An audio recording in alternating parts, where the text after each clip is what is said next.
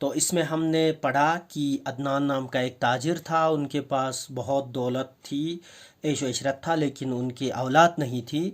तो बहुत इलाज मुआलजा करने के बाद भी उनकी औलाद नहीं हुई, तो उन्होंने फैसला किया कि एक बच्चे को गोद लिया जाए। तो एक बच्चे को गोद लिया गया, उसका नाम रखा ज़ैन। तो ज़ैन को वो बहुत प्यार करते थे, बहुत ही नाज नेमत से वो उनको उसको पाल रहे थे। तो ज़ैन अब बड़ा भी होने लगा और स्कूल जाने लगा। जब वो 8वीं जमात में था तो उस वक़्त एक दिन शेबा की तबीयत ख़राब हो गई। तो जब डॉक्टर से चेक कराया तो उन्हें पता चला कि उनका बच्चा होने वाला है। ठीक है, तो इतनी मुद्दत बाद उनका बच्चा होने वाला है। तो वो बहुत ही हैरान हुए और बहुत ही खुश भी हुए।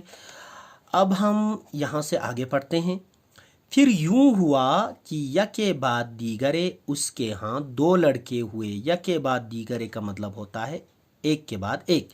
जैन जिसे अब तक बेपनाह तवज्जो हासिल थी, बेपनाह हो के बहुत सारा, अब आहिस्ता आहिस्ता बेतवज्जही का शिकार होने लगा। अब शेबा के अपने दो लड़के हुए तो उन दो लड़कों पर बहुत ज़्यादा तवज्जो दिया जाने लगा, जैन पर तवज्जो कम दिया जाने लगा, क्योंकि जैन तो उसकी अपनी औलाद नहीं थी, उसको तो गोद लिया हुआ था। अदनान तो अब भी उससे पहले की तरह ही प्यार करता था, मगर उसके पास वक़्त ही कितना था कि जो वो उसके साथ गुजारता। कारोबार के बखेड़ू में वो सारा दिन मसरूफ़ रहता। बखेड़े हो गया कारोबार के कामकाज, है ना। शेबा की तवज्जो अब अपने बच्चों पर मरकूज थी। शेबा ज़्यादा तवज्जो किन पर देती थी? अपने बच्चों पर। जैन के लिए अब उसके पास वक़्त न था। दूसरी तरफ जैन फितरतन इस कदर हसास था कि उसे ये तब्दीली बुरी तरह महसूस होने लगी। अब जैन जो है बहुत ही हसास था, बहुत ही सेंसिटिव लड़का था।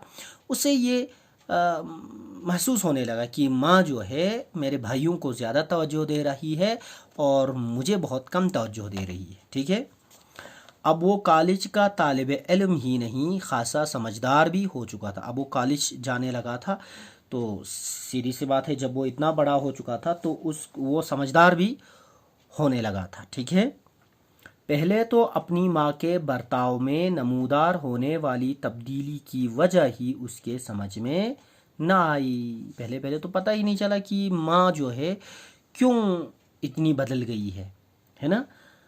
फिर एक दिन जब वो कॉलेज से घर पहुंचा तो उसे माँ बाप की गुफ्तगू सुनने का मौका मिला। अब एक दिन कॉलेज से जब घर आया तो माँ और बाप बात कर रहे थे उसके बारे में, जिसमें ये कहा जा रहा था कि वो जो है गोद लिया हुआ है, जिससे उस पर ये राज फाश हो गया, यानी ये राज पता चल गया कि वो आज तक जिन्हें अपने वालिदैन समझता रहा है वो दरअसल महज उसके पालने वाले हैं। ठीक है, अब उसको पता चला कि असल में उसे गोद लिया गया है, वो उसके माँ बाप असल में नहीं है। इस इंकिशाफ से अगरची उसे बड़ा सदमा हुआ। अब ये जो पता चला, इंकिशाफ होता है मालूम होना, इस राज के पता चलने से उसे बड़ा दुख हुआ, मगर उसने उन पर यह जाहिर न होने दिया कि उसे हकीकत मालूम हो चुकी है। मगर उसने ये पता नहीं चलने दिया माँ बाप को कि उसे असलियत का पता चल चुका है। माँ के बर्ताव ने जैन के दोनों भाइयों के मिजाज को भी मुतासिर किया। अब जो है उनकी माँ जो है छोटे भाइयों पर, छोटे बच्चों को बहुत ज़्यादा प्यार करती थी, तो उनके मिजाज को वो मुतासिर हुई और वो उसे अपना शरीक समझकर उससे नफ़रत करने लगे। अब जो है ना, माँ जो है छोटे भाइयों को, छोटे बच्चों को बहुत ज़्यादा प्यार करते थे, तो जैन को इतना प्यार नहीं करती थी। तो छोटे बच्चों पर भी इसका असर हुआ। दोनों लड़के ये समझते थे कि ये जो है ये हमारा बड़ा भाई है, इसे माँ इतनी प्यार नहीं करती है। तो वो ये सोचकर अपने भाई को प्यार नहीं करते थे, उससे नफ़रत करते थे। अदनान और शेबा अदनान ने शेबा और अपने दोनों लड़कों को बहुत समझाने की कोशिश की, लेकिन उनके कान पर जूं तक न रेंगी। तो अदनान ने दोनों को समझाने की कोशिश की, बच्चों को भी और उनकी माँ को भी, लेकिन कान पर जूं न रेंगी, मतलब उन पर कुछ असर न हुआ। जैन अब एमकॉम की डिग्री हासिल कर चुका था। एमकॉम एक डिग्री होती है ना 12 के बाद, ठीक है, 3 साल पढ़ते हैं तो एमकॉम डिग्री होती है। 3 साल पढ़ने के बाद नहीं बीकॉम होती है, उसके बाद फिर 2 साल पढ़ने के बाद एमकॉम। माँ और भाइयों के बर्ताव ने आखिरकार उसे घर से किनाराकश होने पर मजबूर कर दिया। किनाराकश हो गया दूर चला जाना, ठीक है। और एक रात वो किसी को कुछ बताए बगैर न जाने किधर निकल खड़ा हुआ। एक रात चुपके से वो घर से निकल गया। शेबा के दोनों बेटे आवारा ही नहीं मगरूर और बददिमाग भी थे। अब शेबा के जो बेटे थे वो एक तो आवारा थे, मगरूर थे, गुरूर वाले थे, बददिमाग थे। जब तालीम में इनका जी न लगा तो बाप ने उन्हें अपने कारोबार में लगाने की कोशिश की, मगर ऐसी बेलगाम तबीयतें रखने वाले भला व्यापार में क्यों कर सुरखरू होते। तो ये जो बच्चे थे इनकी तबीयतें बेलगाम तबीयतें थी, मतलब कंट्रोल नहीं था उनका कुछ भी, ठीक है। कुछ भी करते थे, कहीं भी निकल जाते थे। तो ये जो है बिज़नेस में उनका कामयाबी नहीं मिलना था। वहाँ तो पित्ता मारे बगैर कुछ हासिल नहीं होता। पित्ता मारना मतलब होता है बहुत मेहनत करना, तो मेहनत किए बगैर तो कारोबार में काम नहीं होता। और ये वो काम था जो उनके बस से बाहर था, तो ये काम तो वो कर नहीं पाते थे, मेहनत तो कर नहीं पाते थे। अदनान में अब इतनी हिम्मत न थी कि तनहा सारा काम चला लेता। तो अदनान में इतनी हिम्मत नहीं थी कि वो अकेला सारा कारोबार चला ले। हिस्सेदारों ने भी जब उसकी ये हालत देखी तो आहिस्ता आहिस्ता सब कुछ अपने कब्ज़े में करने में मसरूफ़ हो गए। तो उसके जो हिस्सेदार थे, पार्टनर्स थे, जब देखा कि अदनान अकेला काम नहीं चला पा रहा है तो वो आहिस्ता आहिस्ता क्या करने लगे, अपने सब कुछ अपने हिस्से में करने लगे, अपने कब्ज़े में करने लगे। नतीजा ये हुआ कि कुछ मुद्दत बाद ही उसका दिवाला पिट गया। दिवाला पिट जाना मतलब कंगाल हो जाना, ठीक है। आहिस्ता आहिस्ता अदनान क्या हुआ, कंगाल हो गया।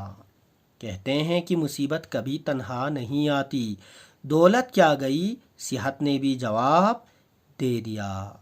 बीमारी ने इस तरह आन दबोचा कि देखते ही देखते अदनान का वजूद महज एक साया बनकर रह गया। तो बहुत बीमार हुआ, तो बीमार होकर वो बहुत ही कमज़ोर हो गया, मतलब वजूद एक साया बनकर रह गया, मतलब बहुत इतना कमज़ोर हो गया।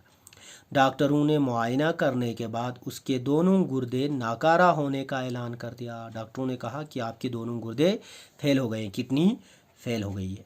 अब उसके ज़िंदा होने की वाहिद उम्मीद ये थी कि उसका कम से कम एक गुर्दा तब्दील कर दिया जाए। अब दोनों गुर्दे फेल हो गए हैं तो एक गुर्दा कम से कम चेंज होनी चाहिए।